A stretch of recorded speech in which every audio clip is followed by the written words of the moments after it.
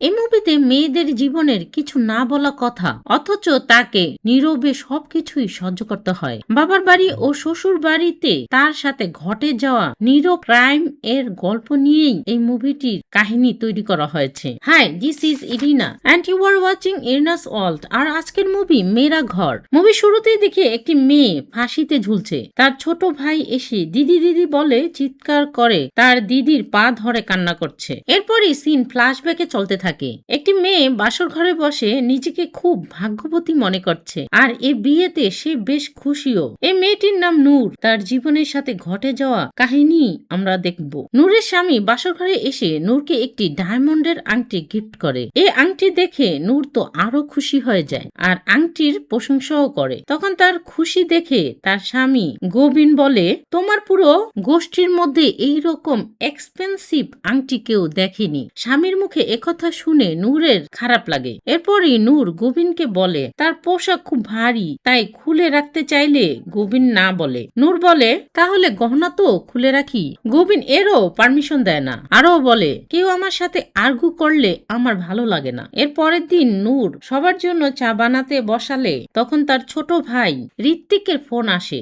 ঋত্বিক খুব আনন্দ নিয়ে বোনকে তাদের বাসায় আসতে বলে। তখন নূর বলে, আমি পরে তোকে জানাবো।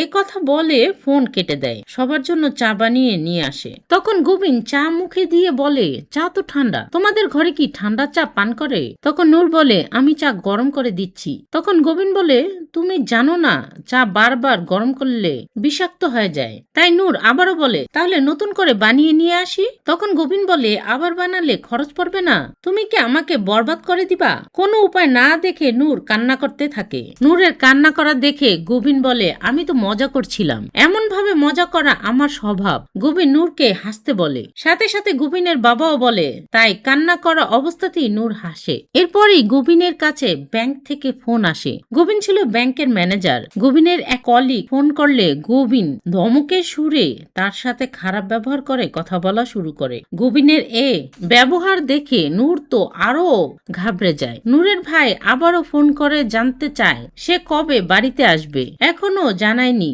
মা বাবা জিজ্ঞাসা করছে। তখন নূর বলে, তোর দুলা ভাইয়ের হঠাৎ অফিসে কাজ পড়েছে, তাই অফিসে চলে গেছে। অফিস থেকে ফিরলে তাকে জিজ্ঞেস করে জানাবো। রাতে গোবিন ঘরে বসে যখন অফিসের কাজ করছিল তখন নূর এসে কথা বলার চেষ্টা করে। নূর সংসারের বিভিন্ন কথা বলে, কিন্তু গোবিন কোনো কথার উত্তর দেয় না। এরপরেও নূর গোবিনের সাথে কথা বলতে চাইলে গোবিন রাগ করে বলে, দিলে তো সব কাজ নষ্ট করে। গোবিনের মুখে এ কথা শুনে নূর সরি বলে চলে যায়। নূর ঘুম থেকে উঠে হাসি শব্দ শুনে বাইরে এসে দেখে নূরের ছোট ভাই হ্যারি এসেছে তাদের পাক ফেরের নিয়ম পালনের জন্য বাসায় নিয়ে যেতে। হ্যারি বলে, দুলাভাই আমাকে ফোন করে আনিয়েছে। হ্যারিও বড় বোনকে পা ছুঁয়ে সম্মান করে। তখন গোবিন নূরকে বলে, রেডি হয়ে যাও, 15 মিনিটের মধ্যে আমরা যাব। গোবিনের মুখে একথা শুনে হ্যারি বলে, 15 মিনিট? দিদির তো রেডি হতে 1 ঘন্টা লাগবে। হ্যারির মুখে একথা শুনে গোবিনের মুখ শুয়োরের মতো হয়ে যায়। হ্যারির কথাই সত্যি হয়। নূরের রেডি হতে বেশ সময় লাগে। তাই গোবিন নূরের হাতের মধ্যে চাপ দিয়ে ব্যথা দেয়। বিষয়টা গোবিনের মা খেয়াল করে। ছেলেকে বলে, যাওয়ার আগে কিছু খেয়ে যাও। এরপরই গোবিন বসে নূরকে মিষ্টি খাওয়ায়। বোকা হ্যারি এ দৃশ্য দেখে ভাবে, দুলাভাইয়ের মনে তার বোনের জন্য কি পরিমাণ ভালোবাসা। হ্যারির মুখে এ ধরনের প্রশংসা শুনে গোবিন হ্যারিকেও ডাকে খাওয়ানোর জন্য। বোকা হ্যারিও গোবিনের সামনে এসে বসে। তখন গোবিন বিরক্ত হয়ে হ্যারিকে খাবার খাওয়ায়। এরপরই মায়ের বাসায় আসার পর মা আরতি করায়। মা আরতি করার সময় ঋত্বিক এসে বোনকে টেনে নিয়ে যায়। বিষয়টা গোবিনের বেশি ভালো লাগে না। তাই ভাই বোন দুজনে মিলে গল্প করা শুরু করে। আর হ্যারি দুলাভাইয়ের খুব প্রশংসা করে। বাবাকে বলে, বাবা, আমার দুলাভাই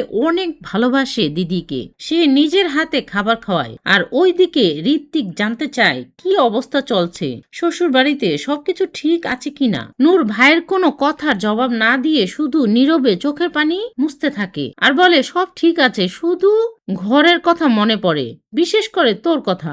নূরের বাবা গোবিনকে বলে, তুমি একটু ঋত্বিককে বোঝাও, ও মডেলিং করতে চায়, এই মডেলিং ছেড়ে যাতে তোমার মতো সরকারি কোনো চাকরি করে। তখন গোবিন বলে, হ্যাঁ বোঝাবো বাবা, তার জন্য শালা সাহেবকে তো ডাকেন। তখন নূরের মা ঋত্বিককে ডাকে। মায়ের ডাক শুনে ঋত্বিক আর নূর বেরিয়ে আসে। ঋত্বিক আসার পর গোবিন ঋত্বিককে মডেলিং ছেড়ে সরকারি চাকরির দিকে আগাতে বলে, আর মডেলিং পেশাকে ছোট বলে বোঝানোর চেষ্টা করে। তখন গোবিনের কথার প্রতিবাদ করে নূর বলে, মডেলিং করা ওর স্বপ্ন, ও যা করতে চায় করুক, ওকে কিছু বলার দরকার নেই। সবার সামনে গোবিনকে এ কথা বলায় গোবিন খুবই মাইন্ড করে। বাসায় আসার পর নূরের হাতে জোরে চাপ দেয় আর বলে, আমাকে অপমান করে মজা লাগছে।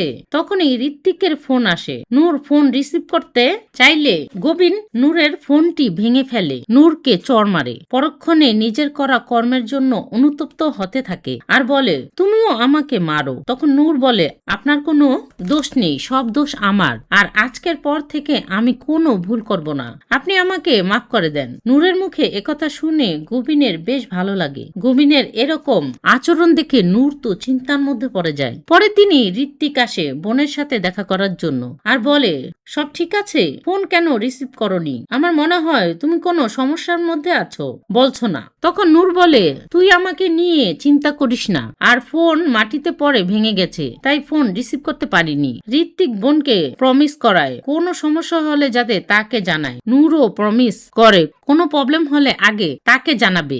ঋত্বিক বাসা থেকে চলে আসার সময় গোবিনের সাথে দেখা হয়, কিন্তু ঋত্বিক গোবিনকে তেমন পাত্তা দেয় না। এই বিষয়টা গোবিনের ইগোতে লাগে, তাই বাসায় এসে নূরকে বলে, আত্মীয় স্বজনদের কাছে আমার নামে বদনাম করে বেড়াও। নূর বলে, আমি কারো কাছে তোমার বিরুদ্ধে কোনো কিছু বলিনি। তখন গোবিন নূরের গলায় চাপ দিয়ে বলে, ঘরের কথা যাতে ঘরের মধ্যে থাকে, এ বলেই থ্রেড দিয়ে যায়। গোবিনের এ অমানবিক ব্যবহারে নূর কান্না করতে থাকে। কিছুক্ষণ পর গোবিন এসে নূরকে সরি বলে আর তার কলিগ মধুর বাড়িতে যাওয়ার কথা বলে। নূরও গোবিনের সাথে মধুর ভাষায় যায়। মধুর স্ত্রী নূরকে সরি বলে, কারণ তারা তাদের বিয়েতে জয়েন করতে পারেনি, কারণ তারা সে সময় হানিমুনে গিয়েছিল। মধু খুব আগ্রহ নিয়ে গোবিনের কাছে জানতে চায় তারা কবে হানিমুনে যাবে। তখন গোবিন বলে, এখনো ভাবিনি, তোমার মতো ব্যাংকের পিয়ন না, পুরো ব্রাঞ্চ আমাকে সামলাতে হয়, ব্যাংকের ম্যানেজার, আমার কাজের খুব প্রেসার। মধুর স্ত্রী মঞ্জু নূরের খুব প্রশংসা করে। এই বিষয়টা গোবিনের মোটেও ভালো লাগে না। মধু বলে, ভাবি আপনি শাড়ি কোথা থেকে অর্ডার করেছেন? আমার স্ত্রী কখনোই কারো জিনিস দেখে প্রশংসা করে না, এই প্রথম আপনার শাড়ির প্রশংসা করলো। এদের মুখে শাড়ির প্রশংসা শুনে নূরের ভালো লাগে। নূর আগ্রহ করে বলে, এই শাড়ি আমি নিজে ডিজাইন করেছি, আমি ফ্যাশন ডিজাইনার হতে চাই। নূরের মুখে একথা শোনার পর গোবিনের ভালো লাগে না, তাই সে বেহায়ার মতো মধুকে বলে, এই শাড়ি নিয়ে আলোচনা আর কত করবে, এবার খাবারের ব্যবস্থা করো। ওরাও খাবারের ব্যবস্থা করে। ঘরে এসে নূরের সাথে জবরদস্তি করতে থাকে। একসময় গোবিন বেহুশ হয়ে ঘুমিয়ে পড়ে। পরের দিন সকালে নূর ঋত্বিককে ফোন করে। ঋত্বিক বলে, ফোন ঠিক হয়েছে?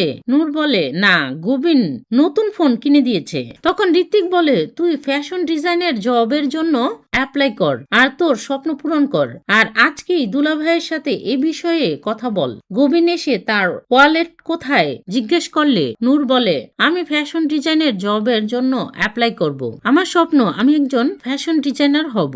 তখন গোবিন বলে, ফ্যাশন ডিজাইনার হবে তো ভালো কথা, ঘরে বসে বসে কাপড় সেলাই করো, বাইরে গিয়ে জব করার দরকার কি? তখন নূর বলে, আমি জানি আপনি একথাই বলবেন, তাই আপনার অনুমতি চাইছি না, আপনাকে জানালাম। নূরের মুখে একথা শুনে গোবিন তার কোমরে থাকা বেল খুলে নূরকে বেধর মারা শুরু করে, আর নূর শুধু মার খেতেই থাকে। এরপরই নূর চলে যায় বাবার বাসায়। বাবা দরজা খুলেই জিজ্ঞেস করে, জামাই কোথায়? সে সাথে আসেনি কেন? মেয়ের চোখে মুখে দুঃখ ও শরীরে ও মুখে আঘাতের চিহ্ন, সেদিকে বাবা একবারও নজর দেয়নি। ছোট ভাই ঋত্বিক এসে দেখে বোনের এ অবস্থা, তাই ঋত্বিক জিজ্ঞেস করে, মুখে ও শরীরে কি কিসের আঘাত, কি হয়েছে তার সাথে? মা এসে জিজ্ঞেস করতেই নূর সবকিছু খুলে বলে। নূরের ছোট ভাই হ্যারি বলে ও মিথ্যা বলছে, দুলাভাই এমনটা করতেই পারে না। একথা হ্যারির মুখে শুনে ঋত্বিক হ্যারিকে এক চড় মারে। মেয়ের মুখে এসব কথা শুনে বাবা বলে, এসব ছোটখাটো বিষয় সংসারে ঘটতেই থাকে। শ্বশুর বাড়ির সাথে মানিয়ে চলার চেষ্টা করো। আর তোমার ঘর তোমার শ্বশুর বাড়ি, এ বাড়িতে তোমার ঘর নেই। তখন ঋত্বিক বাবার কথার প্রতিবাদ করে বলে, বাবা ওর অবস্থা দেখেন, আর আমার বোনের যে এই অবস্থা করেছে তাকে আমি ছাড়বো না। একথা বলে রওনা দিতে চাইলে বাবা ঋত্বিককে ঠেকায় আর নূরও যেতে নিষেধ করে। তাই ঋত্বিক বোনকে নিয়ে ঘরের ভিতরে চলে যায়। তখন হ্যারি বলে, বাবা আমি বলছি ওরই সব দোষ, ও কখনো ভালো হবে না। এরপরই হ্যারি এসে নূরকে কথা শোনাতে থাকে। আরও বলে তার বন্ধু বান্ধব তার উপর হাসে, সে বাহিরে মুখ দেখাতে পারছে না। আরও বলে, তুই শ্বশুর বাড়িতে চলে যাচ্ছিস না কেন? তখন নূর মনে মনে বলে, আমাদের মেয়েদের জীবন কত আজব ধরনের হয়। যে বাবা মার ঘরে জন্ম হয়েছে, যে বাড়িতে থেকে খেলে বড় হয়েছি, যে বাপ মা লালন পালন করে বড় করেছে, তারা সবাই বিয়ে দেওয়ার পরে পর হয়ে যায়। যে ঘরকে নিজের ঘর ভেবে বড় হয়েছি, এ ঘর তো কখনোই আমার ঘর ছিল না। আর যে ঘরকে সবাই আমার ঘর বলে, ওই ঘর কখনোই আমার হবে না। যদি এমন হতো আমারও ঘর থাকতো। ঘরে থাকার জন্য নূরকে অনবরত কথা শুনতে হয়েছে আপন মানুষের মুখে। তার ঘরে থাকা নিয়ে যে বিরক্তি তা আর নূর সহ্য করতে পারেনি, তাই সে ফাঁসি দিয়ে আত্মহত্যা করেছে। দৃশ্য বর্তমানে ফিরে আসে। ঋত্বিক তার বোনের ফাঁসিতে ঝোলানো পা ধরে কাঁদছে। তখন ঋত্বিক ভাই মা বাবাকে বলে, এটা আত্মহত্যা না, এটা মার্ডার। তোমরা সবাই খুনি। তোমরা অনবরত শ্বশুর বাড়িতে ফিরে যাওয়ার জন্য কথা শুনিয়েছ। ও তোমাদের কাছে কান্না করেছে, বারবার বলেছে ওর সমস্যার কথা, কিন্তু না, তোমরা ওকে কথা শুনিয়েই গিয়েছ। বাবা ও কি চেয়েছিল? ও ঘরেই তো থাকতে চেয়েছিল, কিন্তু ওকে বারবার বুঝিয়েছ এটা তার ঘর না। ঘরের সবাইকে ও কত ভালোবাসতো। এ কথা বলেই ঋত্বিক অঝরে কান্না করতে থাকে। আসলে সমাজ সংসার কখনই মেয়েদের আপন ভাবতে পারেনি। মেয়ে জন্ম হবার পরেই মা বাবা আত্মীয় স্বজন সবাই বলতে থাকে ও তো পরের ঘরে চলে যাবে। আর পরের ঘরের লোকেরা বলে ও তো পরের ঘরের মেয়ে। বাস্তবে মেয়ে ও ছেলেদের মধ্যে কোনো পার্থক্য থাকা ঠিক না। নূরের পরিবারের লোকেরা নূরকে যদি একটু সাহস ও সুযোগ দিত, তাহলে নূরও এই সুন্দর পৃথিবীতে সারভাইভ করতে পারত। আসলে জীবন অনেক সুন্দর, শুধু সেটা দেখার দৃষ্টি থাকতে হবে। খুব দুঃখের ভরা এন্ডিং এর মাধ্যমে মুভির গল্পটি শেষ হয়।